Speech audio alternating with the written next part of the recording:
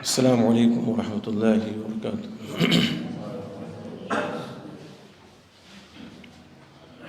ان الحمد للہ نحمده ونستعینه ونستغفره ونعوذ باللہ من شرور انفسنا ومن سیئات اعمالنا من يهده الله فلا مضل له ومن يضلل فلا هادي له واشهد ان لا اله الا الله وحده لا شريك له واشهد ان محمدا عبده ورسوله أما بعد فإن خير الحديث كتاب الله وخير الهدي هدي محمد صلى الله عليه وسلم وشر الأمور محدثاتها وكل محدثة بدعة وكل بدعة ضلالة وكل ضلالة في النار. فأعوذ بالله السميع العليم من الشيطان الرجيم. بسم الله الرحمن الرحيم. فاعلم أنه لا إله إلا الله. اللہ رب العزت کی تعریف و توصیف اور امام الانبیاء سید الاولین والآخرین امام اعظم محمد رسول اللہ صلی اللہ علیہ وسلم پر بے شمار درود و سلام کے بعد آج کے درس کا موضوع ہے لا الہ الا اللہ، معرفت، ارکان و شرائط اور تقاضے۔ بہت سے لوگوں کو یہ موضوع عجیب لگ رہا ہوگا مسلمانوں میں سے، اور عجیب اس لیے کہ ایک شخص یہی کلمہ پڑھ کر کے حلقہ بگوش اسلام ہوتا ہے، مسلمان ہوتا ہے، تو پھر ان کے سامنے جو کلمہ گو ہیں، لا الہ الا اللہ کا اقرار کرنے والے ہیں، لا الہ الا اللہ کا بیان چھ معنی دار ہے، یعنی کیا معنی رکھتا ہے؟ بہت سے لوگ یہ سوچ سکتے ہیں کہ بھئی ہم تو لا الہ الا اللہ پڑھنے کے بعد ہی حلقہ اسلام میں آئے، حلقہ بگوش اسلام ہوئے ہیں، تو پھر ہمارے سامنے جی جناب یہ سوال آ سکتا ہے۔ لیکن موجودہ جو حالات ہیں اور جس طرح مسلمانوں کے اعتقادی حالات ہیں، ان کی روشنی میں یہ سوال کسی بھی ذہن میں آنا بیجا ہے۔ اگر ہم مسلمانوں کے عقائد کا جائزہ لیں، موجودہ دور کے مسلمان جہاں کہیں بھی ہوں، تو یقیناً ضرورت محسوس ہوتی ہے کہ مسلمانوں کے سامنے وہ لوگ جو لا الہ الا اللہ کا اقرار کرنے والے ہیں، ان کے سامنے اس کی معرفت، اس کے ارکان و شرائط اور تقاضے بیان کیے جائیں۔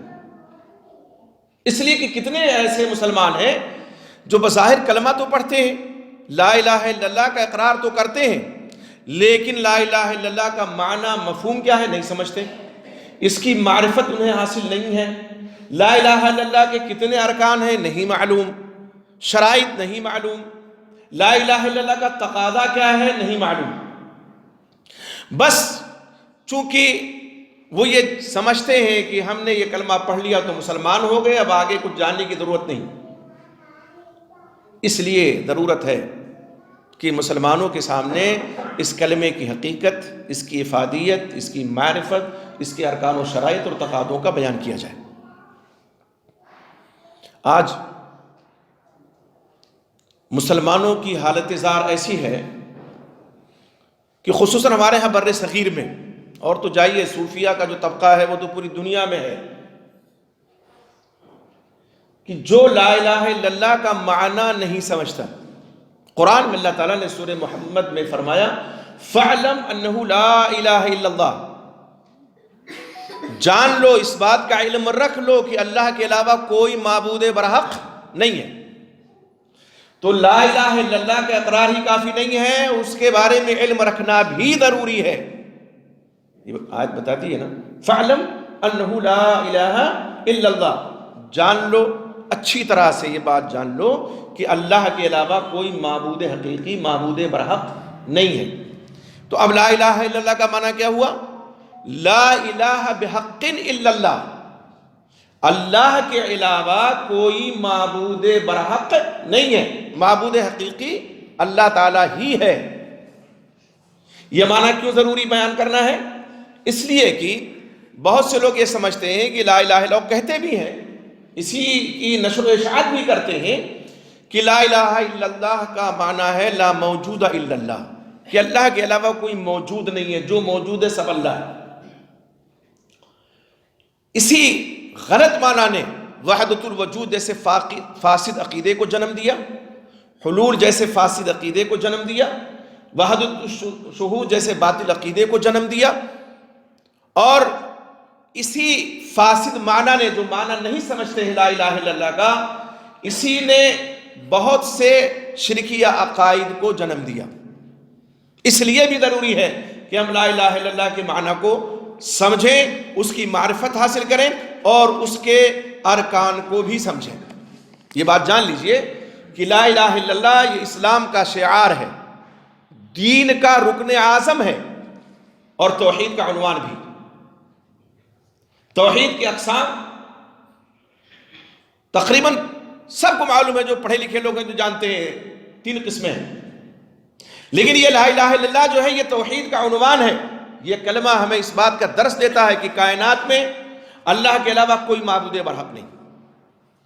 اب جب لا الہ الا اللہ کا اقرار کر لیا تو تمام معبودان باطلہ کا ہم نے گویا انکار کر دیا۔ لا الہ الا اللہ کے 2 رکن ہیں، ٹھیک ہے؟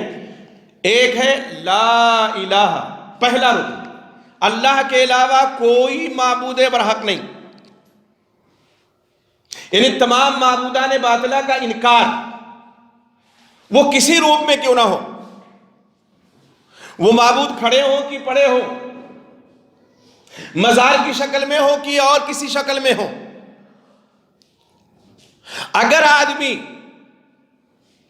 وہ تمام اعمال ان کے ساتھ کرتا ہے جو اللہ کے لیے خاص ہیں، کہ اللہ کے لیے کیے جائیں، نذر ہے، نیاز ہے، ذبح ہے، سجدہ ہے، یہ اگر دوسروں کے لیے کرتا ہے تو یہ جو دوسرے ہیں نا، یہی معبودان باطلہ ہیں۔ تو لا الہ یہ پہلا رکن ہے اس کلمے کا، کہ اللہ، یہ لا الہ کوئی معبود برحق نہیں۔ دوسرا رکن اس بات ہے، پہلا رکن نفی ہے، انکار ہے تمام معبودان باطلہ کا، اور دوسرا رکن کیا ہے؟ اس بات ہے الا اللہ، سوائے اللہ کے۔ تو ہم نے اللہ رب العزت کی الوہیت کا اقرار کیا اور تمام معبودان باطلہ کا انکار۔ تو 2 رکن ہیں لا الہ الا اللہ کی، لا الہ نفی، الا اللہ اس بات۔ لا الہ سے ہم تمام معبودان باطلہ کا انکار کرتے ہیں، اسی لیے پہلے ضروری ہے، یہ پہلا رکن ہے کہ ہم پہلے لا الہ کہیں، اس کے بعد الا اللہ کہیں۔ اب صوفیوں کا کلمہ کیا ہے؟ وہ صرف کہتے ہیں الا اللہ، الا اللہ، الا اللہ، اللہ کے علاوہ کچھ نہیں، یہ جانتے ہیں۔ اسی الا اللہ نے وحدت الوجود جیسے باطل عقیدے کو جنم دیا، جیسے کہ میں نے عرض کیا، اللہ کے علاوہ کچھ نہیں، اللہ کے الا اللہ۔ تو ایک آدمی پوری زندگی صرف الا اللہ کہتا رہے، وہ مومن نہیں ہو سکتا ہے۔ اسی طرح سے جیسے ایک آدمی پوری زندگی لا الہ کہتا رہے، مومن نہیں ہو سکتا ہے، جب تک یہ دونوں رکن جو ہے نفی اور اس بات، ان کا وہ اقرار نہیں کرتا ہے۔ جب تک اقرار نہیں کرتا وہ قطعاً مومن نہیں ہو سکتا، کوئی بھی کسے باشد۔ تو جو الا اللہ کی ضرب لگانے والے ہیں، ان کو اپنے ایمان پہ نظر ثانی کی ضرورت ہے، کہ وہ نظر ثانی کریں کہ کہاں ہے ان کا ایمان۔ آپ دیکھیے مکہ میں اللہ کے نبی محمد رسول اللہ صلی اللہ علیہ وسلم نے جب توحید کی دعوت دی، تمام انبیاء کرام علیہ السلام کی پہلی دعوت یہی تھی۔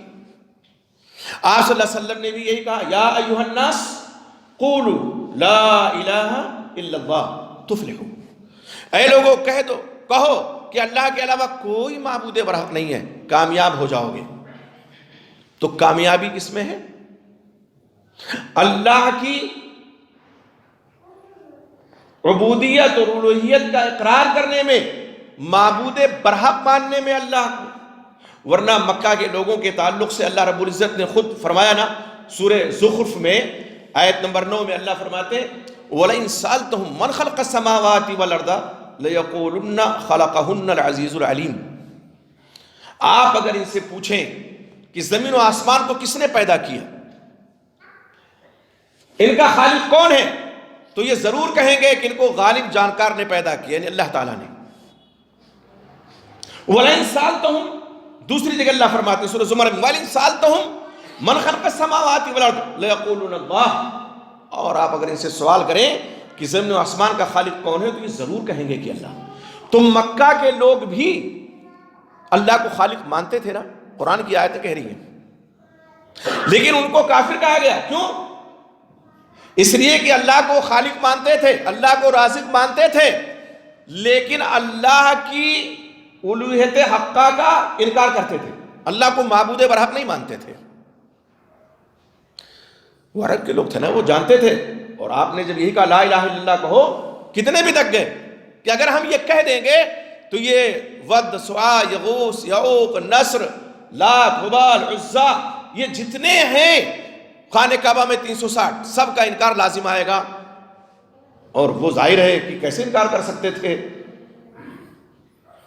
آنکھیں کھولی تو ان کے باپ دادا انہی کی پرستش کرتے تھے، انہی سے التجا، انہی سے فریاد، انہی کو وسیلہ بناتے تھے۔ اب لا الہ الا اللہ اگر کہہ لیں گے تو ان کو چھوڑنا پڑے گا، اس لیے انہوں نے اقرار نہیں کیا، وہ جانتے تھے اس کا معنی کیا ہے۔ آج کتنے نادان مسلمان ہیں جو معنی نہیں جانتے تو لا الہ الا اللہ بھی کہتے ہیں، اور سجدہ ریزی ہو رہی ہے مزاروں پہ، قبروں پہ، اور ایسے عقائد کر رکھے ہیں، کسی کو عالم الغیب سمجھ لیا کہ فلاں عالم الغیب ہے، تصور شیخ کا عقیدہ رکھ دیا کہ جو دل میں ہمارے شیخ کو، ہمارے پیر کو، ہمارے مرشد کو اس کی خبر ہو جاتی ہے۔ یہ سارے عقائد، تو ان سارے عقائد نے ہی آج امت کا بیڑا غرق کر رکھا ہے۔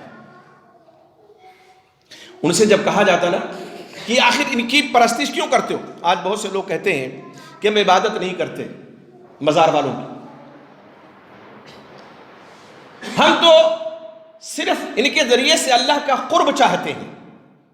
آپ دیکھیں اسی چیز کو وہ لوگ بھی کہتے تھے، کیا کہتے تھے؟ ما نعبدهم الا ليقربونا الى الله زلفى، یعنی ہم بتوں کی عبادت تو صرف اس لیے کرتے ہیں تاکہ یہ اللہ سے ہمیں قریب کر دیں۔ سورہ زمر میں اللہ نے فرمایا۔ تو لا الہ الا اللہ کے دو رکن، نفی اور اثبات، اور جب تک ان دونوں کا کوئی اقرار نہیں کر سکتا وہ مومن اور مسلمان نہیں ہو سکتا ہے۔ جب تک اس کے معنی کو کوئی نہیں سمجھتا تب تک وہ ہر در پہ سجدہ ریزی کرے گا۔ اور اسی لیے ایک شاعر کہتا ہے، ہدایت بخشش میں ہے حصہ دوم میں، کہ سر سوئے روضہ جھکا پھر تجھ کو کیا، دل تھا ساجد نچ دیا پھر تجھ کو کیا، بیٹھتے اٹھتے مدد کے واسطے یا رسول اللہ کہا پھر تجھ کو کیا۔ مفہوم نہیں جانتے نا لا الہ الا اللہ کا؟ کہتے ہیں سر سوئے روضہ، یعنی اللہ کے نبی صلی اللہ علیہ وسلم کے روضے کی طرف اگر سر جھکا ہے تو اے نجدی تجھے کیا، یعنی وہاں بھی، اور بیٹھتے اٹھتے مدد کے واسطے یا رسول اللہ کہا تو تجھ کو کیا۔ یہاں مدد کے لیے یا رسول اللہ کہا جاتا ہے، اگر مدد کے لیے کوئی نہیں کہتا ہے تو وہ تو منع نہیں ہے۔ صحابہ کرام آپ کو خطاب کرتے تھے نا، یا رسول اللہ کہتے تھے کہ نہیں کہتے تھے، تو یہ خطاب کے لیے تھا، وہ مدد کے لیے نہیں تھا۔ اس کی وضاحت آگے چل کے انشاءاللہ کریں گے جب اس کی بات آئے گی شرائط کی۔ آپ دیکھیں اسی ایک چیز نے کہ مفہوم اور معنی کو نہیں سمجھتے ہیں، کہاں سے کہاں امت کو پہنچا دیا ہے۔ قرآن میں اللہ کیا فرماتے ہیں؟ وَمَا خَلَقْتُ الْجِنَّ وَالْإِنسَ إِلَّا لِيَعْبُدُونَ، ہم نے جنوں اور انسانوں کو صرف اپنی عبادت کے لیے پیدا کیا ہے۔ تو ہمارا مقصد تخلیق اللہ کی عبادت ہے، نظر عبادت، ذبح عبادت، نیاز عبادت، سجدہ بھی عبادت۔ اب اگر غیر کے لیے ہم کرتے ہیں تو گویا کہ یہ غیر کی عبادت ہے، اور ایسے آئے دن حادثات ہوتے ہیں۔ یہ میں نے اپنی اس کتاب میں ایک واقعہ سچا لکھا ہے، اور انہی کے پرچے کے حوالے سے نشان راہ یہ 2 جون 1995 کا شمارہ ہے۔ نشان راہ ایک پرچہ شاید آج بھی نکلتا ہو بریلی سے، ہاں جی وہی بریلی، رائے بریلی نہیں، وہی بریلی جس کو بانس بریلی بھی کہتے ہیں، جس کو بریلی ہاں شریف بھی کہتے ہیں۔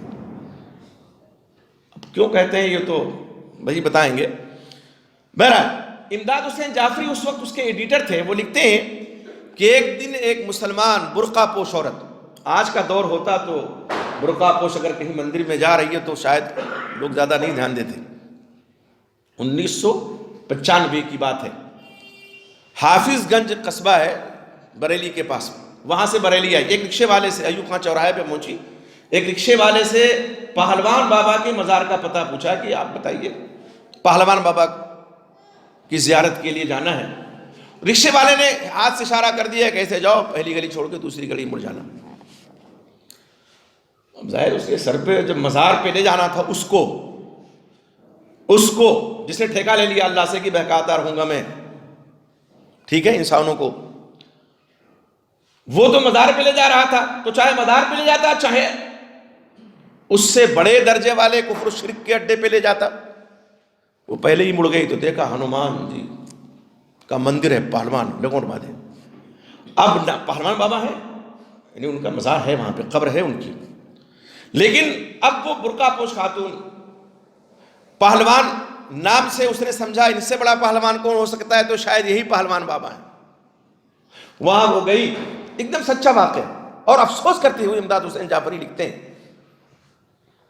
نام سے آپ اندازہ لگا لیں کہ وہ کس مسلک کے ہوں گے. وہ لکھتے ہیں کہ وہ وہاں پہنچی اور اس نے جب دیکھا کہ لنگوٹ بادے بڑی شان سے پہلوان بابا کھڑے ہیں تو منت اس نے مانگی. دونوں ہاتھ جوڑ کر کے کھڑی ہوئی, کہا پہلوان بابا میرا آدمی بہت بیمار ہے, ہر علاج کرا لیا لیکن وہ ٹھیک نہیں ہوتا, وہ چلنے پھرنے کے قابل بھی نہیں. پہلوان صاحب میری حالت پہ ترس کھاؤ اور میرے آدمی کو اچھا کر دو, میں چادر چڑھاؤں گی اور ایک دیکھ پکا کر آپ کی نیاز دلاؤں گی. کہا نیاز عبادت ہے. ایک مسلمان راہگیر نے جب دیکھا کہ برقع پوش خاتون مندر میں, رک گیا. جب وہ واپس آئی کہا بہن یہاں کہاں آئی تھی؟ تو اس نے بتایا کہ ایسی سی بات ہے, میں پہلوان بابا کے یہاں آئی تھی نیاز میں. کہا یہ پہلوان بابا؟ ارے یہ ہنومان کا مندر ہے. لیکن اس کے سر پہ تو وہی سوار تھا. اس نے کہا چلو چلو اپنی راہ لو, دیکھ نہیں رہے کس شان سے لگوٹ باندھے پہلوان بابا کھڑے, کس شان سے کھڑے. وہ آدمی بیچارہ اپنا سر پیٹتا ہوا چلا گیا. اور ایک واقعہ تو میں نے اپنی آنکھوں سے دیکھا, ان گنہگار آنکھوں سے. بریلی میں ہم 14 سال تھے, ایک بڑا ادارہ ہے اچھا میں المعہد الاسلامی السلفی میں, یا المعہد الاسلامی السلفی نام ہے اس کا, وہاں کا میں پرنسپل تھا, شیخ حدیث بھی تھا. بہرحال ہم رشا روڈ سے بس میں سوار ہوئے تو بریلی میں جب داخل ہوئیے تو ایک راستہ کٹ گیا ہے, تو اور برج بن گیا شاید دلی کی طرف, اور ایک اندر بریلی شہر میں گیا ہوا ہے. بائیں طرف ایک مزار پہ ایک آدمی کو دیکھا کہ وہ پیٹ کے بل لیٹا ہوا ہے اور ناک گڑگڑ رہا ہے. میرے بغل میں ایک صاحب بیٹھے تھے, ہم نے کہ یہ کیا ہے؟ کہا یہ دولہا میاں کا مزار ہے, اور جس کی شادی نہیں ہوتی وہ یہاں آتا ہے, منت مانتا ہے, اور پھر اس کی مراد پوری ہو جاتی ہے, اس کی شادی ہو جاتی ہے, تو اس لیے یہاں یہ لیٹا ہوا ہے.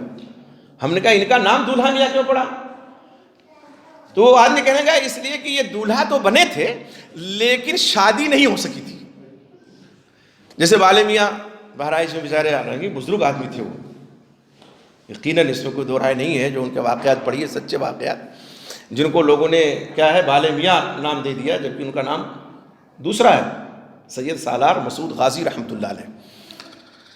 تو ان کی بھی شاید ہم لوگ بچپن میں جب برسات کے موسم میں دھوپ بھی نکلی رہتی تھی اور بارش بھی ہوتی تھی تو ایک مشہور ان لوگوں نے کر دیا کہ والے میاں کا بیاہ ہے. کیا ہے؟ والے میاں کا بیاہ ہے, تو بیاہ نہیں ہو سکا. تو ایسے ہی تو ہم نے کہا جس کی خود شادی نہیں ہو سکی وہ مرنے کے بعد دوسروں کی شادیاں کروا رہا ہے, عجیب مسئلہ ہے. تو یہ حال ہے. یہ کیوں ایسا ہے؟ یہ حالت زار کیوں ہے عقیدے کے باب میں؟ اس لیے کہ لوگ لا الہ الا اللہ کا نہ معنی سمجھتے ہیں, نہ ان کو اس کلمے کی معرفت حاصل ہے, نہ اس کی حقیقت لوگ سمجھتے ہیں. بہت سے لوگوں سے پوچھے, وہ جانتے ہی نہیں کہ 2 رکن ہیں اس کلمے کے. ایک رکن کیا ہے؟ نفی, اور ایک اس بات. پہلے نفی کریں گے تب اس بات ہے, اور الگ کریں صرف لا الہ کہیں تو بھی نہیں کلمہ مکمل ہوگا, نہ مومن ہوں گے. اور صرف الا اللہ کہتے ہیں تو بھی نہیں ہوگا. صوفی ہوتے ہیں نا, وہ حلقے میں بیٹھتے ہیں. ہم نے خود دیکھا جامعہ اسلامیہ میں جو ہم پڑھ رہے تھے 1985-86 کی بات ہے, تو مسجد نبی میں وہاں آج بھی بسیں جاتی ہیں جامعہ سے, مغرب عشاء کی نماز اکثر طلباء مسجد نبی میں پڑھتے ہیں، 50 بسیں لگی ہوئی ہیں جامعہ کی طرف سے، فری جاتے ہیں، فری آتے ہیں۔ تو ہم نے دیکھا کہ ایک حلقے میں لوگ، چونکہ مختلف جگہوں سے لوگ آتے ہیں، تو صوفیوں کا حلقہ تھا، وہ ایسے ہی سر نواڑے بیٹھے ہوئے تھے، ایک کہتا ہو تو سب کہتے ہو، ایک کہتے الا اللہ تو سب کہتے الا اللہ الا اللہ، اور اتنا آہستہ کہتے تھے چونکہ اگر وہاں پولیس والے دیکھ لیں مار کے بھگائیں گے، لیکن ہم لوگ ذرا تھے کہ دیکھیں کیا کہہ رہے ہیں۔ تو یہ ہم نے سنا، تو صرف الا اللہ اور ہو کا مطلب کیا ہے؟ ہو سے کیا اللہ مراد ہے؟ یہ کیسے کوئی سمجھتا ہے؟ بھی ہوا کے معنی وہ کے ہوتے ہیں، تو وہ ہمیں تو بہت سے ہیں، وہ ہم تو اس کو بھی وہ کہہ دیتے ہیں جو کبھی سوار ہو جاتا ہے تو مزاروں کی زیارت کروانے لگتا ہے، مزاروں پہ سجدہ ریزی کروانے لگتا ہے۔ اب آئیے دیکھیے، یہ اس کلمے کو نہ سمجھنے کی وجہ سے وحدت الوجود کا عقیدہ لوگوں میں آیا، مسلمانوں میں، جو اپنے آپ کو مسلمان کہتے ہیں۔ معاف کیجئے گا، معتبر حنفی علماء نے ایسے لوگوں کو مسلمان نہیں کہا ہے۔ میں بتاتا ہوں کتاب کے حوالے سے۔ اللہ تعالیٰ قرآن میں فرماتے ہیں سورہ زخرف آیت نمبر 15 میں، وَجَعَلُوا لَهُ مِنْ عِبَادِهِ جُزْءًا إِنَّ الْإِنسَانَ لَكَفُورٌ مُبِينٌ۔ وَجَعَلُوا لَهُ مِنْ عِبَادِهِ جُزْءًا، اور انہوں نے اللہ کے بعض بندوں کو اس کا جز ٹھہرا دیا، اس کا حصہ نہیں، اللہ کا حصہ، یہ اللہ کا جز ہے۔ یقیناً انسان کھلم کھلا ناشکرا ہے۔ مشرکین مکہ کیا کہتے تھے؟ فرشتوں کو اللہ کی بیٹیاں کہتے تھے کہ اللہ کی بیٹیاں ہیں۔ فرشتوں کو کیا کہتے تھے؟ اللہ کی بیٹیاں ہیں۔ اللہ نے ان کے اس عقیدے فاسدہ کا رد کیا ہے۔ تو اللہ کی نعوذ باللہ بیٹی ماننا، یہ اللہ کا جز قرار دینا ہے نا۔ اللہ نے اس آیت میں تردید فرمائے فاسد عقیدے کی۔ دوسری جگہ اللہ تعالیٰ فرماتے ہیں وَجَعَلُوا بَيْنَهُ وَبَيْنَ الْجِنَّةِ نَسَبًا، اور ان لوگوں نے تو اللہ کے اور جنات کے درمیان بھی قرابت داری ٹھہرائی ہے۔ وَلَقَدْ عَلِمَتِ الْجِنَّةُ إِنَّهُمْ لَمُحْضَرُونَ سُبْحَانَ اللَّهِ عَمَّا يَصِفُونَ، حالانکہ خود جنات کو معلوم ہے کہ اس عقیدے کے لوگ عذاب کے سامنے پیش کیے جائیں گے، اللہ ان سب باتوں سے پاک ہے جو یہ لوگ بیان کرتے ہیں۔ امام المفسرین حضرت عبداللہ ابن عباس رضی اللہ عنہ فرماتے ہیں کہ اللہ کے دشمنوں نے اللہ تبارک و تعالیٰ اور ابلیس کو بھائی گمان کر لیا، نعوذ باللہ۔ امام مجاہد فرماتے ہیں کہ کفار قریش فرشتوں کو اللہ کی بیٹیاں کہتے تھے۔ قتادہ کہتے ہیں کہ یہودی کہتے تھے اللہ تبارک و تعالیٰ نے جنیاں سے شادی کر لی ہے، نعوذ باللہ۔ اللہ تعالیٰ نے تمام، ظاہر ہے اللہ تعالیٰ نے تمام فاسد عقائد سے پاک ہے، اور اللہ تعالیٰ نے اسی کی تقدیس فرمائی ہے۔ جو لوگ جنوں کو اللہ کا جز ٹھہرائیں، فرشتوں کو اللہ کی بیٹیاں کہیں، اللہ نے ان کو کیا ہے؟ کافر کہا۔ عیسائیوں نے حضرت عیسیٰ علیہ السلام کو عزیر ابن اللہ کہا، یہودیوں نے حضرت عزیر علیہ السلام کو عزیر ابن اللہ کہا، اللہ تعالیٰ نے ان کو کافر گردانا ہے قرآن میں۔ اب یہ کلمہ پڑھنے کے بعد کون سا سرخاب کا پر لگ جاتا ہے کہ کفر کی فیکٹری میں نہیں جائیں گے؟ حسین بن منصور حلاج بہت بڑا صوفی گزرا ہے، وہ جانتے کیا کہتا تھا؟ وہ کہتا تھا وَمَا الْكَلْبُ وَالْخِنْزِيرُ إِلَّا إِلَٰهُنَا وَمَا اللَّهُ إِلَّا رَاهِبٌ فِي كَنِيسَةٍ۔ وحدت الوجود کا مطلب کیا ہوتا ہے کہ حسن اللغات ایک کتاب ہے اردو لغت کی، اس میں لکھا ہے کہ وحدت الوجود کا مطلب ان الفاظ ایسے لکھا ہوا ہے، تمام موجودات کو اللہ تعالیٰ کا وجود خیال کرنا، تمام موجودات کو اللہ تعالیٰ کا وجود، یعنی جو کچھ موجود ہے اللہ کا وجود ہے، نعوذ باللہ، اور وجود ما سوا کو محض اعتباری سمجھنا، جیسے قطرہ ہے، حباب ہے، موج، قار گہرائی سمندر کی، ان کو پانی معلوم کرنا کہ سب پانی ہے۔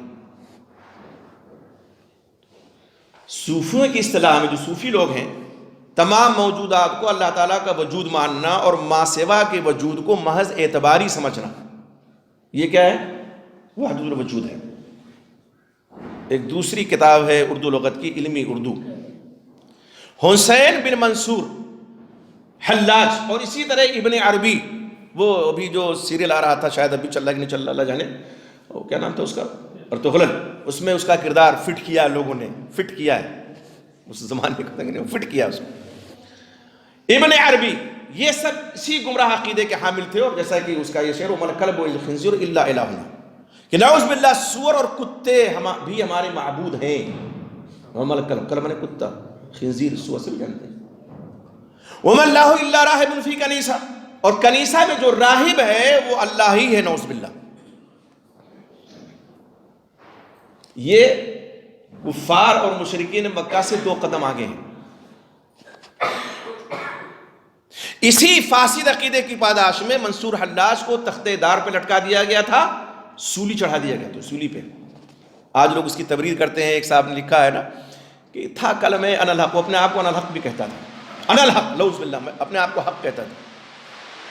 تو صاحب کہتے ہیں تھا کلمہ انا الحق، حق، مگر یہ لفظ گستاخانہ تھا، یعنی انا الحق جو منصور حلاج کہتا تھا یہ سچ کہتا تھا وہ، لیکن ایک گستاخانہ لفظ تھا، کہنا نہیں چاہیے تھا۔ حقیقت یہ ہے کہ وہ بھی حق تھا، نعوذ باللہ۔ شیخ الاسلام ابن تیمیہ رحمۃ اللہ علیہ اسی فاسد عقیدے کی وضاحت کرتے ہوئے فرماتے ہیں کہ اما الاتحاد المطلق الذي هو قول اهل وحدة الوجود الذين يزعمون ان وجود المخلوق هو عين وجود الخالق، الفتاوی جلد 10 صفحہ 59 میں، کہ رائے اتحاد مطلق تو یہ وحدت الوجود والوں کا قول ہے جو سمجھتے ہیں کہ مخلوق کا وجود عین خالق کا وجود ہے، مخلوق کا وجود عین خالق کا وجود ہے۔ مزید فرماتے ہیں کہ ایک عقیدہ وحدت الوجود ہے جس کے مطابق خالق اور مخلوق کا وجود ایک ہی ہے۔ ابن عربی، ابن سبعین، طلسمانی، ابن فارد وغیرہ اسی کے قائل ہیں۔ اس قول کا شرعی اور عقلی لحاظ سے باطل ہونا یقینی طور پر ثابت ہے۔ یہ علامہ ابن تیمیہ رحمۃ اللہ علیہ کا قول ہے، وحدت الوجود جو عقیدہ رکھتے ہیں ان کے بارے میں۔ اب آئیے ذرا مشہور حنفی عالم ملا علی قاری رحمۃ اللہ علیہ، ملا علی قاری حنفی رحمۃ اللہ علیہ، ان کی عبارت دیکھ لیں۔ عربی عبارت پڑھیں گے دیر لگے گی، ایک سطر پڑھ کے میں ترجمہ کر دیتا ہوں۔ وہ کہتے ہیں فَإِن كُنْتَ مُؤْمِنًا حَقًّا مُسْلِمًا صِدْقًا فَلَا تَشُكْ فِي كُفْرِ جَمَاعَةِ ابن عربی وَلَا تَتَوَقَّفْ فِي ضَلَالِهِ، کہتے ہیں پھر اگر تم پکے سچے مومن اور مسلم ہو تو ابن عربی کی جماعت کے کفر میں شک نہ کرو۔ یہ میں نہیں کہتا ہوں، ملا علی قاری حنفی رحمۃ اللہ علیہ فرماتے ہیں۔ کتاب الرد علی القائلین لوحدت الوجود، صفحہ 155 156۔ اور اس گمراہ قوم اور بیوقوف بھیڑ کی گمراہی میں توقف نہ کرو، پھر اگر تم پوچھو کیا انہیں سلام کرنے میں پہل کی جا سکتی ہے؟ میں کہتا ہوں نہیں۔ کون کہتے ہیں؟ ملا علی قاری حنفی رحمۃ اللہ۔ اور نہ ہی ان کے سلام کا جواب دیا جائے، بلکہ انہیں وعلیکم کا لفظ بھی نہ کہنا چاہیے، کیونکہ یہودیوں اور نصرانیوں سے زیادہ برے ہیں اور ان کا حکم مرتدین کا حکم ہے۔ میں نہیں کہتا، ملا علی قاری حنفی رحمۃ اللہ علیہ فرماتے ہیں ان لوگوں کی لکھی ہوئی کتابوں کو جلانا واجب ہے، اور ہر شخص کو چاہیے کہ ان کی فرقہ پرستی اور نفاق کو لوگوں کے سامنے بیان کر دے۔ کیا کہتے ہیں؟ ہر شخص کو چاہیے بیان کرے، کیونکہ علماء کا سکوت اور بعض سکوت میں خاموش رہنا اور بعض راویوں کے اختلاف اس فتنے اور تمام مصیبتوں کا سبب بنا ہے۔ علامہ ابن ابی العز حنفی رحمۃ اللہ علیہ شرح العقیدہ تحاویہ میں فرماتے ہیں کہ اور یہ قول ایک قوم کو حلول اور اتحاد کی طرف لے گیا، اور یہ نصرانیوں کے کفر سے زیادہ برا ہے، یعنی عیسائیوں کے کفر سے، کیونکہ نصرانیوں نے تو اسے مسیح کے ساتھ خاص مانا، عیسیٰ ابن اللہ کہا، مسیح ابن اللہ کہا، اور انہوں نے تمام مخلوقات کے بارے میں انہوں نے تمام صوفیوں نے تمام مخلوقات کے بارے میں عام کر دیا کہ سب اللہ کا نعوذ باللہ جز ہے۔ میں نے آیت پڑھی نا کہ اللہ نے انکار کیا، اس کا رد کیا کہ اللہ کا کوئی جز نہیں ہے۔ اس وجودی توحید کے فروع میں سے یہ ہے کہ فرعون اس کی قوم کے لوگ مکمل ایمان والے تھے، یہ صوفی کہتا ہے، حقیقت کی بنیاد پر اللہ کو پہچاننے والے تھے، نعوذ باللہ۔ اس کے فروع میں سے یہ بھی ہے کہ بتوں کی عبادت کرنے والے حق و درستگی پر ہیں۔ ایک صاحب کو سنا وہیں لکھنؤ میں آ کر انہوں نے کہا تھا کہ اس میں بھی یعنی جو مندر میں بت رکھے ہیں اس میں بھی نعوذ باللہ خدا ہے، کہا تھا کئی سال ہو گئے۔ انہوں نے اللہ ہی کی عبادت کی، جو ان کی عبادت کرے انہوں نے اللہ ہی کی عبادت کری، نعوذ باللہ۔ تو اس طرح سے یہ دو معتبر حنفی علماء کا قول میں نے پیش کیا، علامہ ابن ابی العز حنفی رحمۃ اللہ علیہ کا یہ قول، اور ان سے پہلے کن کا؟ ملا علی قاری حنفی رحمۃ اللہ علیہ کا۔ آپ دیکھیے یہ وحدت الوجود کا جو عقیدہ ہے، اسی کلمے کی حقیقت اور معنی کو نہ سمجھنے کا نتیجہ ہے۔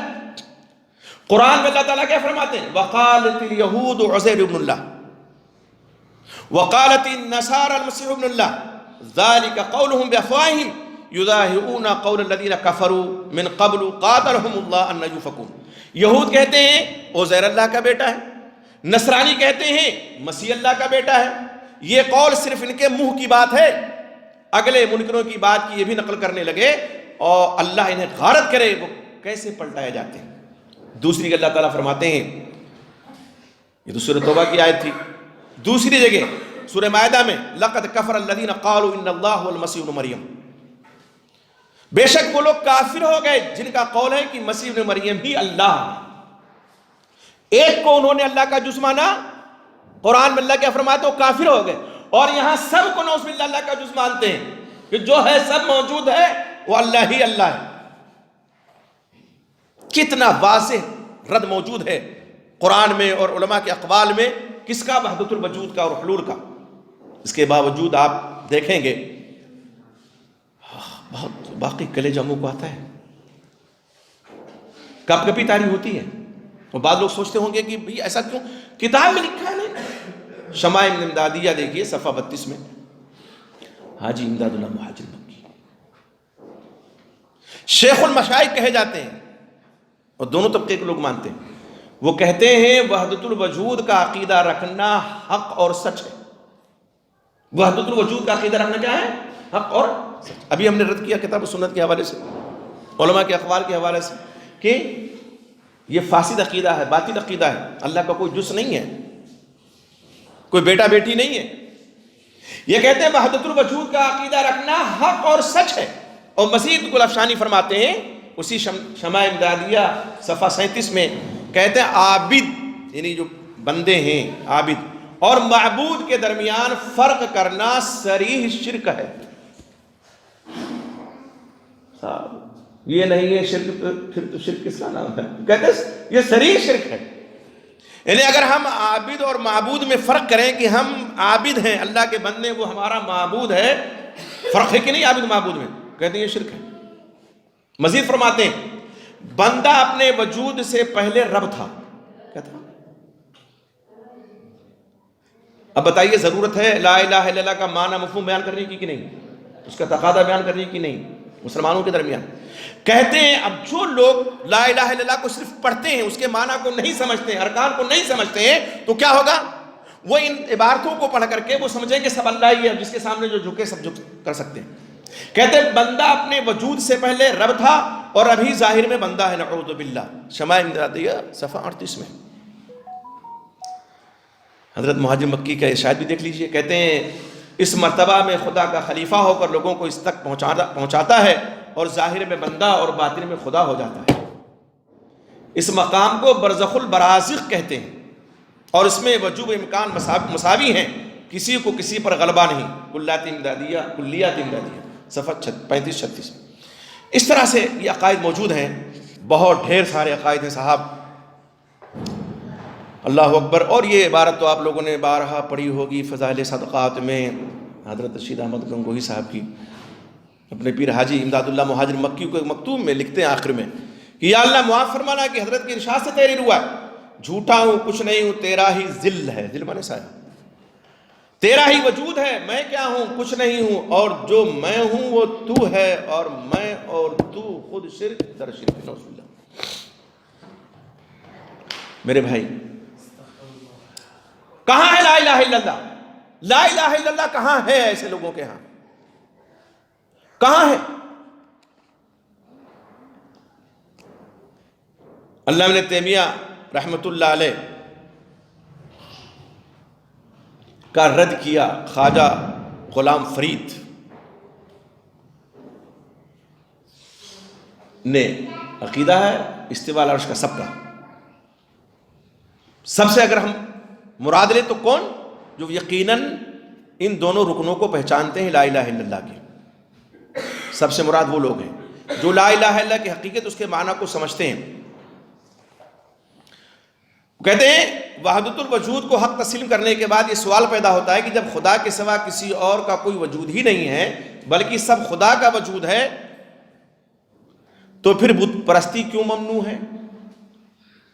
یہ سوال ہوتا ہے نا، جواب دیتے کہتے ہیں اس کا جواب یہ ہے کہ بت خدا نہیں لیکن خدا سے جدا نہیں۔ یہ جواب ہے۔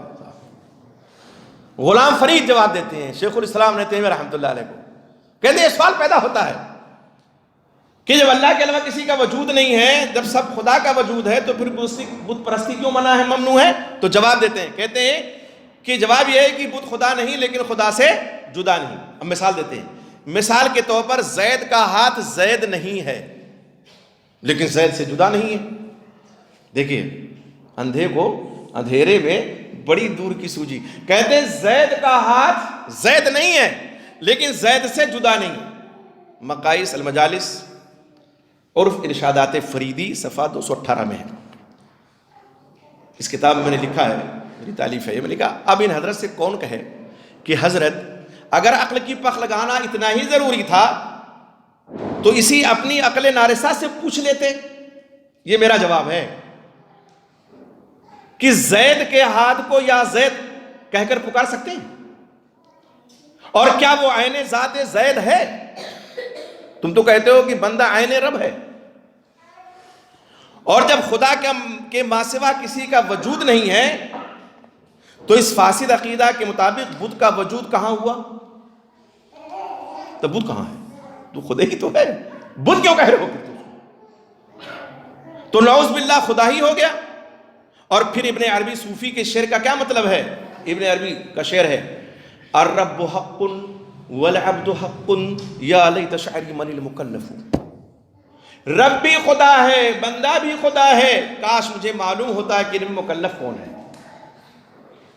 یعنی بندے کو بھی رب کہا، اللہ کو بھی رب کہا۔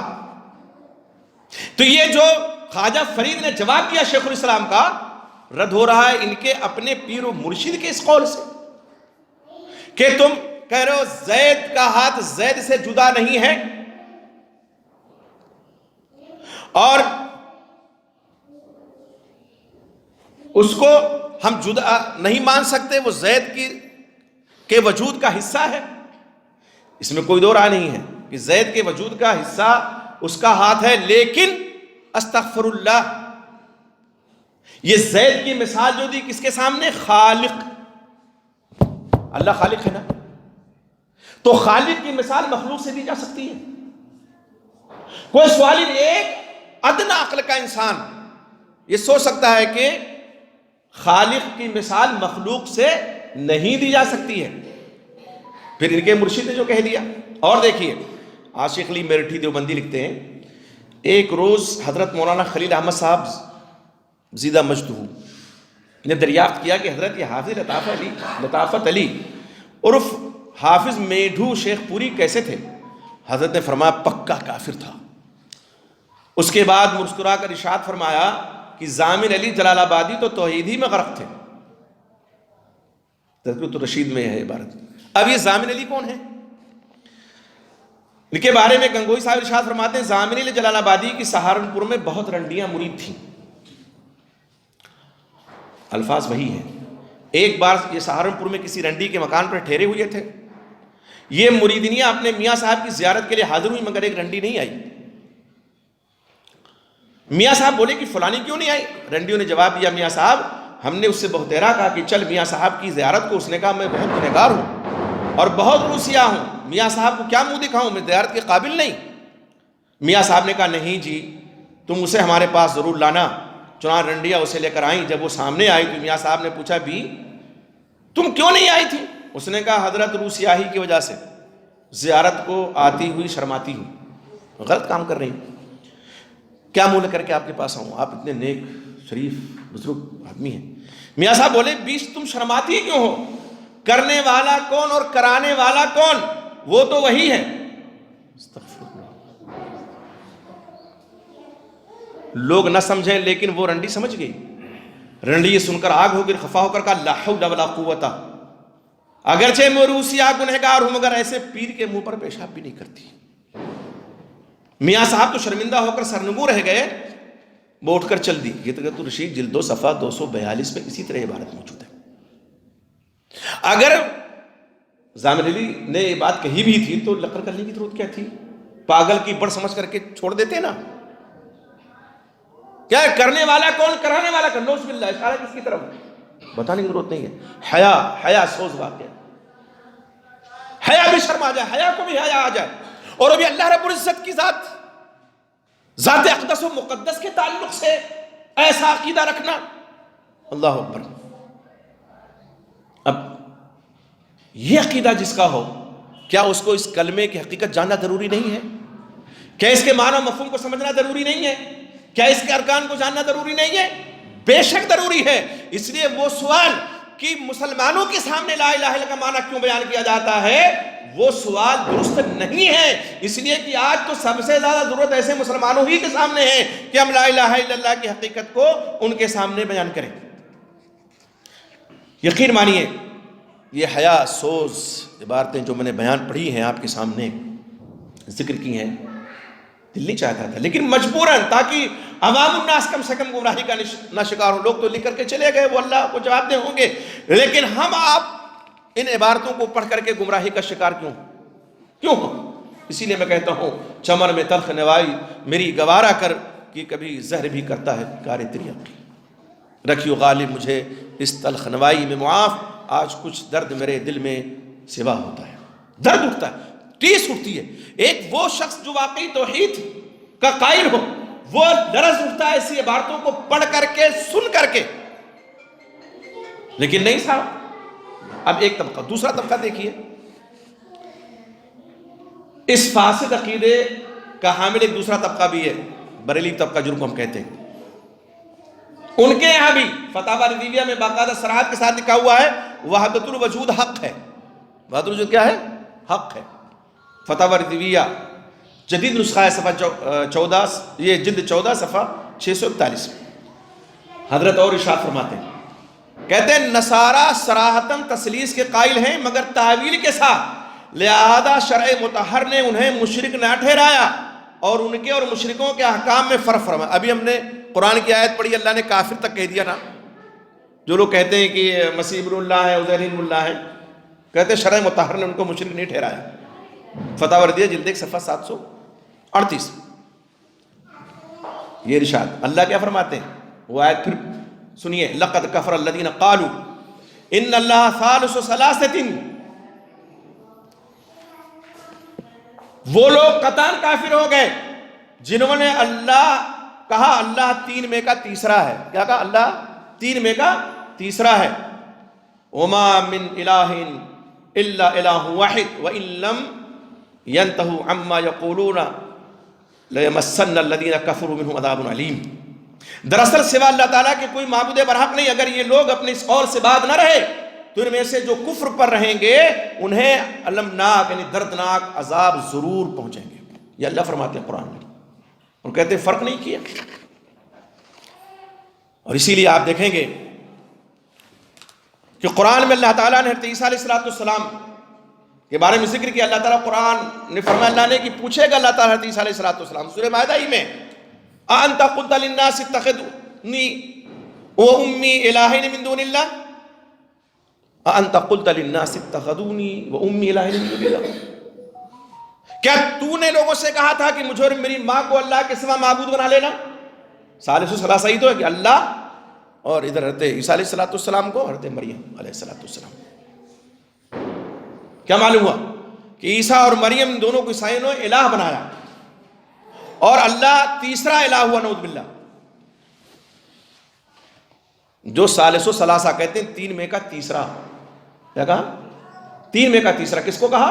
اللہ کو۔ اللہ تعالیٰ نے اس عقیدے کو کفر سے تعبیر فرمائی، کفر ہے۔ اب آئیے ذرا دیکھیں اس طبقے کو۔ محمد یار گڑھی،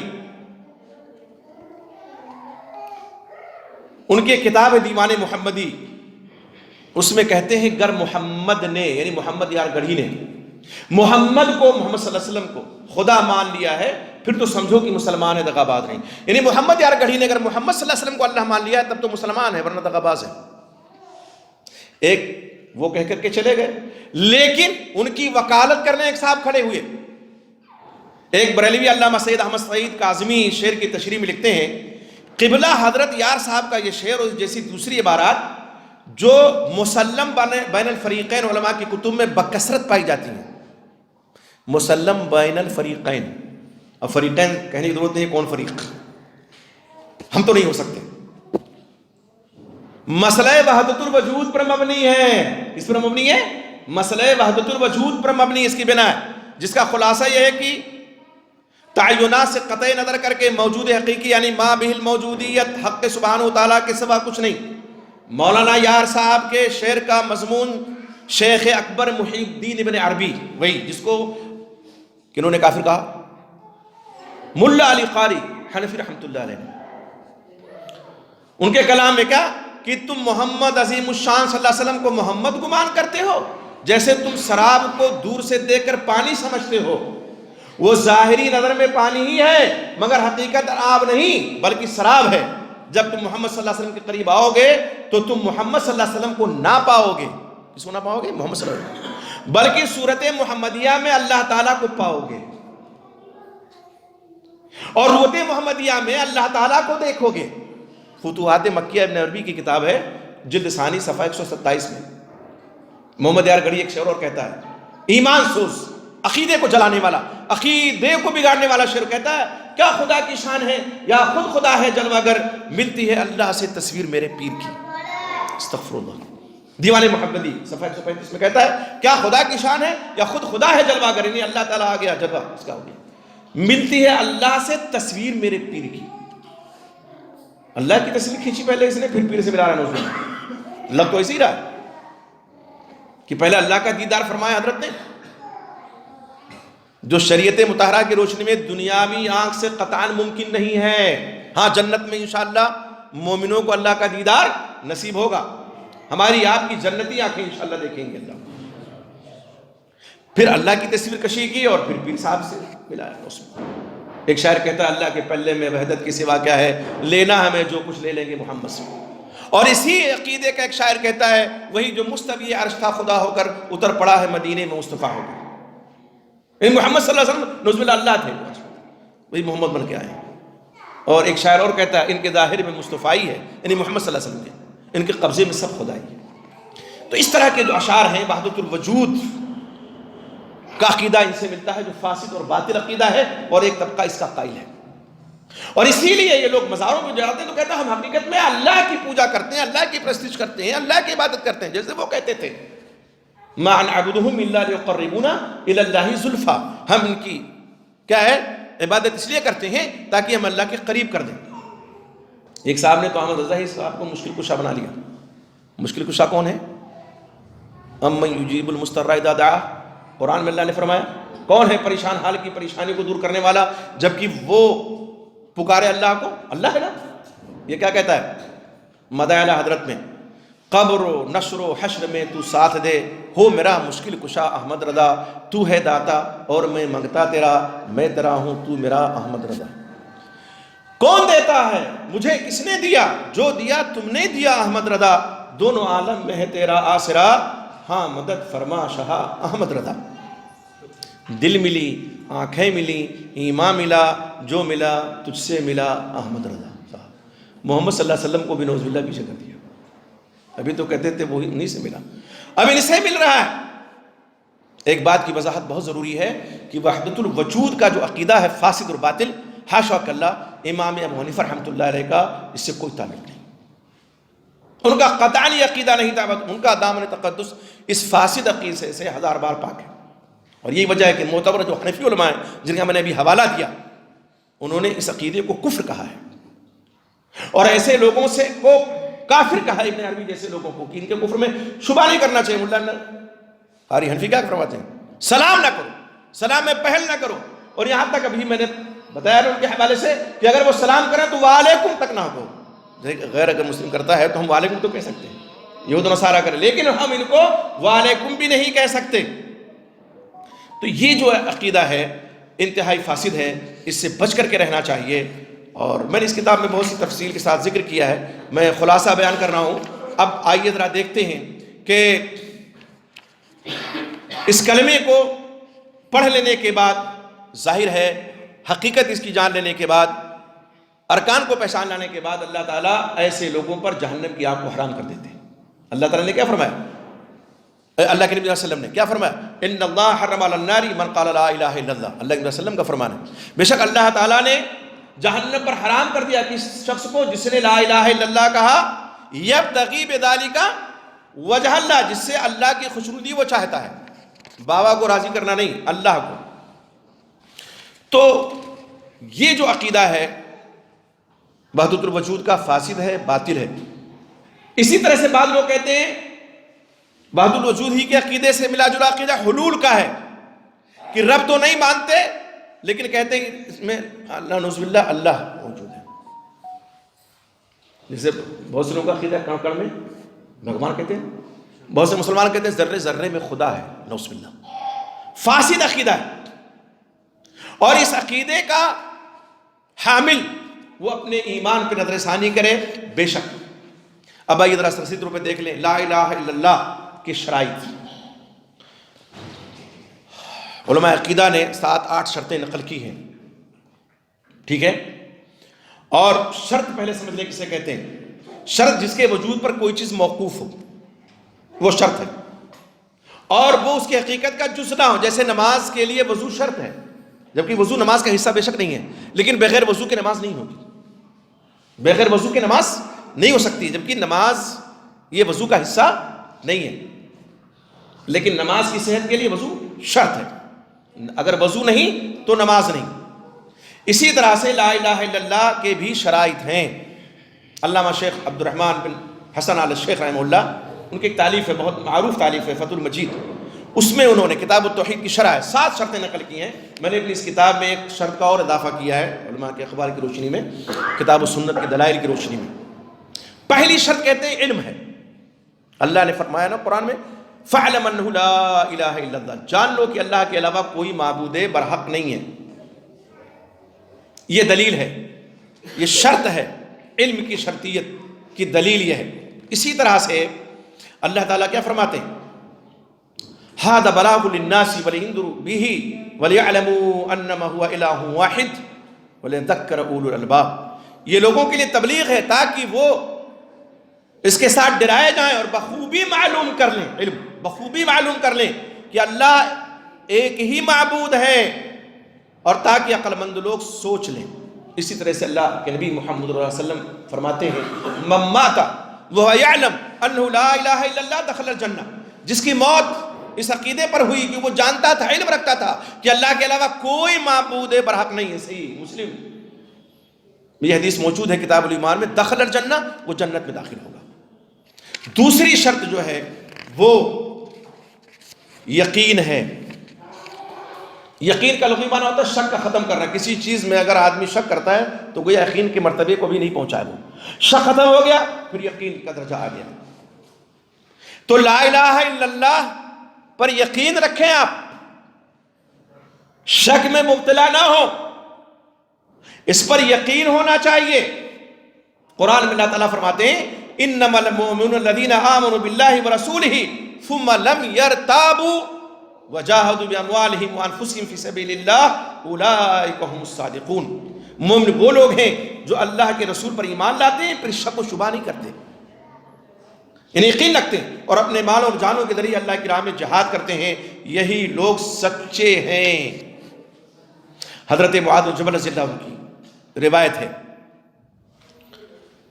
کہتے ہیں اللہ علیہ وسلم نے فرمایا ما من نفس تموت وهي تشهد ان لا اله الا الله واني رسول الله يرجع ذلك الى قلب موقن الا غفر الله لها۔ مسند احمد میں یہ حدیث موجود ہے، صحیح ابن حبان میں ہے۔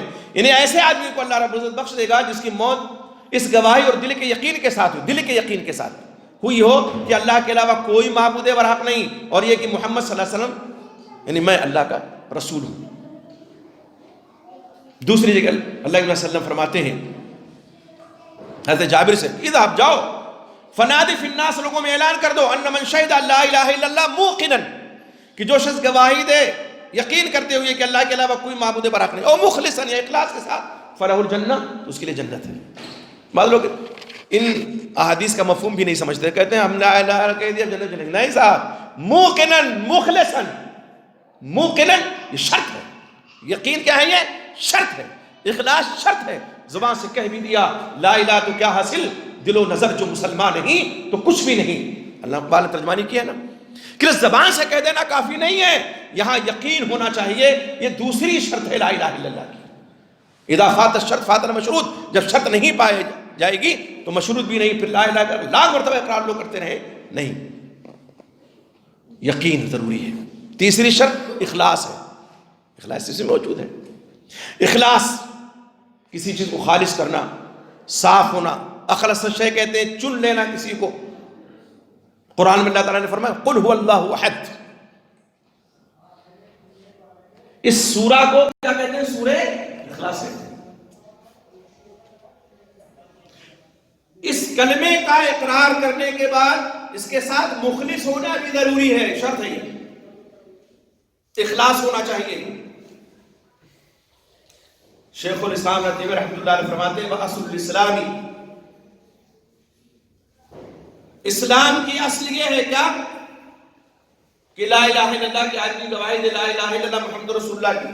فمن طلب بعبادته الرياء والسمعة، جس نے اپنی عبادت کے ذریعے سے ریاکاری چاہی، دکھاوا چاہا، شہرت طلبی چاہی، فلن يحقق شہادت لا الہ الا اللہ، تو لا الہ الا اللہ کی گواہی کا وہ کیا ہے، اس پر یقین رکھنے والا نہیں ہے، یعنی اس کو متحقق کرنے والا نہیں، اس کا اثبات کرنے والا نہیں.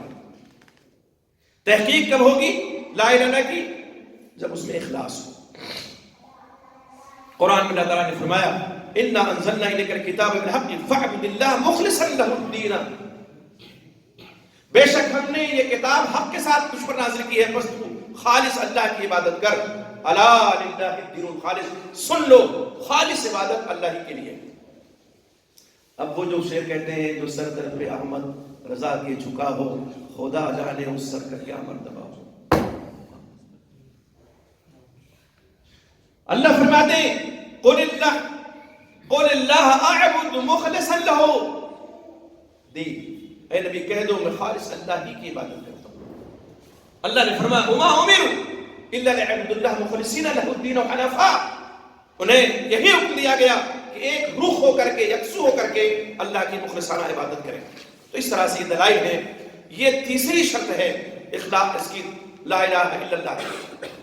اب ایک لمحے کے لیے تھوڑا رک جائیں. اخلاص جو ہے نا، اس کے اپوزٹ ایک چیز ہے جس کو تقلید شخصی کہتے ہیں. جی جناب، جو لوگ تحلیل و تحریم میں اللہ اس کے رسول کی اطاعت و فرما برداری نہیں کرتے، قرآن و سنت کے واضح نصوص کے باوجود کسی غیر نبی کی بات کو ترجیح دیتے ہیں، اسی کو تقلید شخصی کہتے ہیں. قرآن میں اللہ نے کیا فرمایا اتخذوا احبارهم ورهبانهم اربابا من دون الله والمسيح ابن مريم وما امروا الا ليعبدوا الله الا ليعبدوا الها واحدا الا ليعبدوا الها واحدا لا اله الا هو سبحانه عما يشركون. ان لوگوں نے اللہ کو چھوڑ کر اپنے عالم درویشوں کو رب بنا لیا ہے، اور مریم کے بیٹے مسیح کو بھی، حالانکہ انہیں ایک اللہ ہی کی عبادت کا حکم دیا گیا تھا جس کے سوا کوئی معبود نہیں. اس آیت کی تفسیر دیکھیے، جامع ترمذی کی روایت ہے. حضرت عدی بن حاتم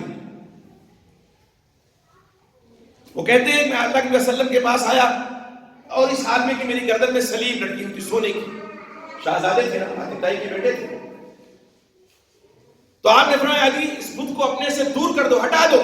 اور میں نے آپ کو سورہ برات کی آیت پڑھتے ہوئے سنائی اتخذوا احبارهم ورهبانهم، انہوں نے اپنے عالموں اور درویشوں کو اللہ کے سوا معبود بنا لیا. اور آپ نے فرمایا کہ یہ لوگ یعنی یہود و نصارہ ان کی عبادت تو نہ کرتے تھے، لیکن ان کے مولوی جس چیز کو ان کے لیے حلال کر دیتے اس کو حلال سمجھتے، اور جس چیز کو حرام کر دیتے تھے اسے حرام. یعنی جس چیز کو اللہ نے حرام قرار دیا اس کی تحلیل میں، اور جس کو حلال قرار دیا اس کی تحریم میں، ان کی پیروی کرتے تھے، اتباع کرتے تھے. حضرت حذیفہ بن یمان، حضرت عبداللہ بن عباس وہاں سے بھی اس آیت کی تفسیر اسی طرح بنے. اس آیت کی تفسیر سے تائید ہو رہی ہے. اس روایت میں کچھ کلام بعض لوگ کہتے ہیں، لیکن اس کی تائید کس سے ہو رہی ہے؟ حضرت حذیفہ بن یمان کی جو تفسیر ہے، حضرت عبداللہ بن عباس کی جو تفسیر ہے، انہوں نے اپنے بزرگوں کی ماننی شروع کر دی تھی. تو اخلاص ناپید ہے نا. اللہ کچھ فرما رہے ہیں عبید اللہ کرخی صاحب نے یہی تو کہا ہے کہ کل آیت اور حدیث، ہر آیت اور ہر حدیث جو ہمارے علماء اور اصحاب کے اقوال کے خلاف ہے تو یا تو وہ منسوخ ہے یا اس کی تعویل کر لیں گے۔ آیت کیا ہے؟ اللہ ہی کا تو کلام ہے، اللہ کے کلام کو رد کر دینا۔ یہ اخلاص کی ضد نہیں ہے تو کیا ہے؟ اخلاص کے اپوزٹ نہیں ہے تو کیا ہے؟ تو لا الہ الا اللہ کی جو تیسری شرط ہے اس کو بھی سمجھنا ضروری ہے، تبھی آدمی اس سے بچ سکتا ہے، ورنہ نہیں بچ سکتا۔ آپ دیکھیں شاہ اسماعیل شہید دہلوی رحمۃ اللہ علیہ فرماتے ہیں جو آدمی کتاب و سنت کی شاہراہ مستقیم سے ہٹ کر تقلید کی ناہموار پگڈنڈیوں پر بے محابہ دوڑ رہا ہے، ان کے قول کا خلاصہ یہ، وہ تو یہ فرماتے ہیں میں تقلید ناصرین کی طرف، وہ کہتے ہیں کہ ایک شخص جو معین ہو، متعین ہو، اس کی تقلید کو لازم کر لے اور اس کو جائز سمجھتا ہے، جبکہ ہم آسانی سے روایات کی طرف رجوع کر سکتے ہیں جن پہ وسلم سے مرفوع ہے، اور جو شریعت ایک امام کے اقوال کے خلاف ہے جس کی تقلید لازم کر لی گئی ہو، اس کے بعد بھی اگر کوئی شخص اس امام کے قول کو نہیں چھوڑتا تو پھر یہی کہا جائے گا اس کے دل میں شرک گھسا ہوا ہے، جیسے کہ ترمذی کی حدیث سے، وہ حدیث جو میں نے ابھی بیان کی اس کا حوالہ دیا ہوں، ظاہر ہے۔ چوتھی شرط ہے صدق۔ قرآن میں اللہ تعالیٰ نے فرمایا وَمِنَ النَّاسِ مَن يَقُولُ آمَنَّا بِاللَّهِ وَبِالْيَوْمِ الْآخِرِ وَمَا هُمْ بِمُؤْمِنِينَ يُخَادِعُونَ اللَّهَ وَالَّذِينَ آمَنُوا وَمَا يَخْدَعُونَ إِلَّا أَنفُسَهُمْ وَمَا يَشْعُرُونَ فِي قُلُوبِهِم مَرَضٌ فَزَادَهُمُ اللَّهُ مَرَضًا وَلَهُمْ عَذَابٌ أَلِيمٌ بِمَا كَانُوا يَكْذِبُونَ۔ سورہ بقرہ آیت نمبر 8-10۔ کہ لوگوں میں کچھ ایسے لوگ ہیں جو کہتے ہیں ہم اللہ پر، یوم آخرت پر ایمان لائے، جبکہ حقیقت میں وہ مومن نہیں ہیں۔ یہ منافقین کہتے تھے نا، وہ اللہ کو اور جو لوگ ایمان لائے ان کو دھوکہ دیتے ہیں، جبکہ وہ اپنے آپ کو دھوکہ دے رہے ہیں لیکن سمجھتے نہیں، ان کے دل میں مرض ہے، نفاق کی بیماری ہے۔ اللہ تعالیٰ ان کی بیماری کو اور بڑھا دیا اور ان کے لیے دردناک عذاب ہے اس چیز کے بدلے میں جس کی یہ تکذیب کرتے ہیں۔ اسی طرح اللہ فرماتے ہیں کہ سورہ عنکبوت میں الف لام میم احسب الناس ان يتركوا ان يقولوا آمنا وهم لا يفتنون وَلَقَدْ فَتَّنَّا الَّذِينَ مِن قَبْلِهِمْ فَلْيَعْلَمَنَّ اللَّهُ الَّذِينَ صَدَقُوا وَلْيَعْلَمَنَّ الْكَاذِبِينَ۔ چوتھی شرط صدق جیسے کیا لوگوں نے یہ گمان کر رکھا ہے کہ ان کے صرف یہ دعویٰ کر دینے پر کہ ہم ایمان لائے ہم انہیں بغیر آزمائے ہوئے چھوڑ دیں گے، لا الہ الا اللہ کہہ دیا کافی ہے؟ نہیں، ان سے پہلے لوگوں کو ہم نے خوب جانچا ہے، یقیناً اللہ تعالیٰ انہیں بھی جان لے گا جو سچ کہتے ہیں اور انہیں بھی معلوم کر لے گا جو جھوٹے ہیں۔ اللہ تعالیٰ نے ان آیات میں مومن و منافق کی آزمائش کا تذکرہ فرمایا۔ جو مومن ہوں گے وہ آزمائش میں کھڑے اتریں گے، جو منافق ہوں گے وہ الگ ہو جائیں گے۔ تو کسی شخص کی ایمان کی صداقت آزمائش کے بعد ہی ظاہر ہوتی ہے، جس کا ذکر اللہ رب العزت نے یہاں فرمایا ہے۔ اسی طرح سے اللہ فرماتے ہیں وَمَن يُطِعِ اللَّهَ وَالرَّسُولَ فَأُولَٰئِكَ مَعَ الَّذِينَ أَنْعَمَ اللَّهُ عَلَيْهِم مِّنَ النَّبِيِّينَ وَالصِّدِّيقِينَ وَالشُّهَدَاءِ وَالصَّالِحِينَ۔ جو شخص اللہ اس کے رسول کی اطاعت کرے تو وہ ان لوگوں کے ساتھ ہوگا جن پر اللہ تعالیٰ نے انعام کیا ہے، جیسے انبیاء، صدیقین، شہداء اور نیک لوگ، یہ بہترین رفیق ہیں۔ بے شمار دلائل ہیں اس کے۔ پانچویں شرط ہے محبت۔ محبت کسے کہتے ہیں؟ کسی مرغوب اور پسندیدہ چیز کی طرف جب طبیعت میں مائل ہوتی ہے تو آدمی کہتا ہے فلاں سے یہ محبت کرنا ہے، طبیعت مائل ہو رہی ہے نا۔ اب ایک آدمی لا الہ الا اللہ اور اس کے جتنے تقاضے ہیں، جتنے مدلولات ہیں، ان سے محبت اور الفت رکھتا ہے، اللہ سے رسول کی سچی محبت اس کے دل میں ہے، تو کہا جائے گا کہ وہ شرط محبت کی جو لا الہ الا اللہ کی شرط ہے اس کے اندر موجود ہے اور اس کے تقاضوں کو پورا کر رہا ہے۔ محبت یہ اخلاص کی دلالت کرتی ہے۔ اخلاص یہ کا بھی ذکر آیا نا، جب اخلاص ہوگا تو محبت ہوگی، اور محبت اگر ہوگی تو اخلاص ضرور ہوگا، یہ دونوں بھی لازم ملزوم ہیں۔ قرآن میں اللہ تعالیٰ نے کیا فرمایا؟ وَمِنَ النَّاسِ مَن يَتَّخِذُ مِن دُونِ اللَّهِ أَندَادًا يُحِبُّونَهُمْ كَحُبِّ اللَّهِ۔ بعض لوگ ایسے بھی جو اللہ کے علاوہ دوسروں کو اللہ کا شریک ٹھہرا اگر ان سے ایسی محبت کرتے ہیں جیسے اللہ سے۔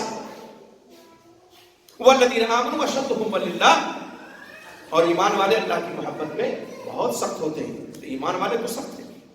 تو یہ محبت جو ہے یہ پانچویں شرط ہے لا الہ الا اللہ کی۔ لا الہ کی 5ویں شرط اور بھی دلائل ہیں، پڑھیے گا انشاءاللہ. بس ضیافت تباہ کے لیے سن لیجئے کہ لوگ محبت کا تو دعویٰ کرتے ہیں اللہ سے، لیکن محبت پہ کھڑے نہیں اترتے. کہتے ہیں کہ ہمیں اللہ سے محبت ہے، جب اللہ سے محبت ہوتی تو اس کے تقاضے کو پورا کرتے، کیا کہ اپنی مصیبت میں، پریشانی میں کس کو پکارتے؟ صرف اللہ کو پکارتے، صرف اس کو پکارتے. جس سے محبت ہوگی، آپ عرف عام میں دیکھ لیجئے نا، ایک بیٹا اپنے باپ سے محبت کرتا ہے، پریشان ہوتا تو آج تو اسی کے پاس جائے. تو اللہ سے محبت کا تقاضا یہ ہے کہ مصیبت میں، پریشانی میں اللہ کو پکارا جائے. لیکن یہ کیا کہتے ہیں؟ کہتے ہیں بگرداب بلا افتاد کشتی مدد کن یا معین الدین چشتی. مصیبت کے بھنور میں کشتی پھنس گئی ہے، معین الدین چشتی مدد کو آ جائیے. وہ کیا کہتے تھے؟ قرآن نے ان کے عقیدے کو نقل کیا ہے، مکہ کے جو کافر تھے، مشرک تھے. کیا کہا؟ وَإِذَا خَشِيَهُمْ مَوْجٌ كَالظُّلَلِ دَعُوا اللَّهَ مُخْلِصِينَ لَهُ الدِّينَ. اور جب موجیں سائبانوں کی طرح سے ان کو گھیر لیتی ہیں تو صرف اللہ کو پکارتے ہیں، اسی کے لیے عبادت کو خالص کرتے ہیں. دین ہے عبادت کے معنی. دعا، ابو داؤد کی روایت ہے، الدعاء والعبادہ. وہ مصیبت میں پھنستے تھے، ان کی کشتی جب مصیبت کی بھور پھنستی تھی تو صرف اللہ، ان کی پھنستی ہے تو صرف غیر اللہ کو. ایمان کو آواز دو، ایمان کا ہے. ایک سچا بات ہے، سنیے، میرے دادا رحمۃ اللہ علیہ کا ہے. وہی بریلویت سے تائب ہو کر کے آئے تھے. الحمدللہ تو پورا گاؤں ہمارا سن عقیدہ ہے. کانپور میں ایک زمانے تک تھے، سرکاری ملازم تھے مل میں، وہاں بھی دعوت کام ہونے کے اس زمانے میں. انہوں نے خود مجھ سے واقعہ بیان کیا، میرے ان کے درمیان کوئی اور راوی نہیں ہے. کہتے ہیں ان کا گزر کانپور کی گلی سے ہوا تو ایک آدمی ٹوکری رکھے انتظار میں تھا کوئی آئے تو میں نے سر پہ اٹھایا. یہ پہنچ گئے تو کہا وہ جیسے کمر تک لے گئے، کہتے یا علی، یا علی، بہت زور سے کہا یا علی المدد. ہمارے دادا نے چھوڑ، وہ بھی جھک گیا، اس کی ٹوکری بھی گر گئی. آپ عجیب آدمی ہے، اگر سر پہ نہیں رکھنا تو تم اٹھایا کیوں آپ نے؟ کہ میں تو تمہاری مدد کرنا ہی چاہتا تھا، لیکن بیچ میں تم کسی علی کو بلانے لگے، اب وہی آ کر کے اٹھا کے میں تو اٹھاؤں. مناظر آدمی تھے. تو اب یہاں ایک چیز سمجھنا بہت ضروری ہے، مدد کی بات آئی. استمداد بعض لوگ کہتے ہیں تم بھی تو مدد لیتے ہو، ہے کہ نہیں؟ باپ بیٹے سے مدد لیتا ہے، تم وکیل سے مدد لیتے ہو، جس سے فلاں سے مدد لیتے ہو. لوگ سمجھتے نہیں استمداد کا مطلب کیا ہے. دیکھیں استمداد دو طرح کا ہوتا ہے، مدد طلب کرنا دو طرح کا. ایک کیا ہے؟ ما تحت الاسباب. پہلی قسم ما تحت الاسباب کیا ہے کہ کوئی شخص کسی زندہ موجود شخص سے ایسی مدد چاہے جو اس کے بس میں، مثلا اپنے بیٹے سے کہے یا شاگرد سے فلاں کتاب ہمارے سے اٹھا کر کے دے دو، یا جیسے اس شخص نے کہا تھا کہ بھئی یہ ٹوکری اٹھا کر کے میرے سر پہ رکھ دو، تو اٹھانا ٹوکری بس میں تھا نا، اسے کہتے ہیں ما تحت الاسباب. تو یہ جائز ہے شریعت. ٹھیک ہے. ایک ہے ما فوق الاسباب. ما فوق الاسباب یعنی جو کسی کے بس میں نہ ہو اس کی مدد طلب کرنا اس سے. غیر اللہ سے ایسے مدد چاہے جو اس کے اختیار میں نہیں، جیسے کسی فوت شدہ سے مدد مانگے تو اس کے اختیار میں تو ہے نہیں. وہ ایک مسئلہ مشہور ہے نا، مردہ بدست زندہ. مردہ زندہ کے ہاتھ میں ہوتا ہے، جب چار کندھے پہ لے جائیں گے زندہ لوگ تبھی مردہ جائے گا قبرستان، کتنا بڑا ولی کیوں نہ ہو، ہے کہ نہیں ہے. اب وہ جب قبرستان پہنچ گیا تو بگڑی بنانے لگا، لوگوں کی مدد کریں، وہ خود نہیں جا سکتا تھا. اب فوت شدہ جو شخص ہے اس سے اگر ہم مدد چاہیں گے چاہے ٹوکری ہی اٹھانا کیوں نہ ہو، یہ ما فوق الاسباب ہے، اس لیے اس کے اختیار میں نہیں ہے. اور بیٹا بیٹی دینا تو کسی کے اختیار میں نہیں اللہ کے علاوہ. تو کسی ولی سے، پیر سے، فقیر سے، خواہ وہ زندہ ہو، بیٹا بیٹی مانگنا، اس سے بگڑی بنوانا، بیماری میں شفا طلب کرنا، یہ ساری چیزیں کیا ہیں؟ یہ ما فوق الاسباب کے قبیل سے. ٹھیک ہے. تو ظاہر ہے یہی شرک ہے، یہی استمداد لغیر اللہ شرک ہے جو ما فوق الاسباب ہو، جو ما فوق الاسباب ہو. لوگ عوام الناس کو دھوکہ دینے کے لیے مولوی کیا کہتا ہے؟ یہ بھی مدد مانگتے ہیں اور کہتے ہیں ہم نہیں مانگتے. دیکھو مانگتے کہ نہیں مانگتے. میرے بھائی توحید کا دعوت بڑا آسان ہے، لیکن توحید پہ چلنا، لا الہ الا اللہ کے ارکان کو سمجھنا، پہچاننا، اس کی معرفت رکھنا، یہ مشکل کام ہے۔ ایسے لوگوں کے بارے میں ایک شاعر کہتا ہے مدعی توحید کے اور شرک سے یہ ساز باز، ایک طرف قبروں کے سجدے، دوسری جانب نماز، التجا فریاد استمداد غیر اللہ سے، التجا فریاد استمداد غیر اللہ سے، یہ نہیں ہے شرک تو پھر شرک کس کا نام ہے؟ تابکہ یہ کھیل دنیا کو دکھایا جائے گا، مضحکہ توحید کا کب تک اڑایا جائے گا؟ توحید کا مذاق ہے، لا الہ الا اللہ کا مذاق ہے یہ سمجھنا کہ اللہ کے علاوہ بھی کوئی ہے جو ما فوق الاسباب مدد کر سکتا ہے۔ یہ چھٹی شرط ہے انقیاد۔ انقیاد کے معنی ہوتے ہیں تابعداری اختیار کرنا، فروتنی اختیار کرنا، تواضع۔ اور یہاں مراد کیا ہے کہ لا الہ الا اللہ اس کے جتنے تقاضے ہیں ظاہر و باطن سب کا تابعدار بندہ بن جائے، سب کا۔ اسلام لانے کا مطلب یہ ہوتا ہے کہ اپنے قلب کو، اپنے دل کو، اپنے جوارے کو ہم اللہ کا فرما بردار بنا دیں، خود اللہ کا فرما بردار بن جائیں۔ اور لا الہ الا اللہ کے لیے یہ بنیادی شرط ہے۔ قرآن میں اللہ تعالیٰ فرماتے ہیں وَأَنِيبُوا إِلَىٰ رَبِّكُمْ وَأَسْلِمُوا لَهُ مِنْ قَبْلِ أَن يَأْتِيَكُمُ الْعَذَابُ ثُمَّ لَا تُنصَرُونَ۔ پلٹ آؤ اپنے رب کی طرف اور اس کے مطیع بن جاؤ، فرما بردار بن جاؤ۔ انقیاد کا مطلب ہے قبل اس کے کہ تم پر عذاب آ جائے پھر تم مدد نہ دیے جا سکو۔ دوسری اللہ فرماتے ہیں وَمَنْ أَحْسَنُ دِينًا مِّمَّنْ أَسْلَمَ وَجْهَهُ لِلَّهِ وَحُسْنٌ وَاتَّبَعَ مِلَّةَ إِبْرَاهِيمَ حَنِيفًا وَاتَّخَذَ اللَّهُ إِبْرَاهِيمَ خَلِيلًا۔ دین کے اعتبار سے اس شخص سے اچھا کون ہوگا جو اپنے کو اللہ کا مطیع بنا لے، اللہ کا فرما بردار بنا لے، وہ نیکوکار ہو اور یکسوئی والے ابراہیم علیہ السلام کی دین کی پیروی کر رہا ہو۔ بے شمار دلائل ہیں اس کے کہ یہ شرط ہے۔ ساتویں شرط ہے قبول۔ قبول کا مطلب لا الہ الا اللہ اس کے تقاضوں کو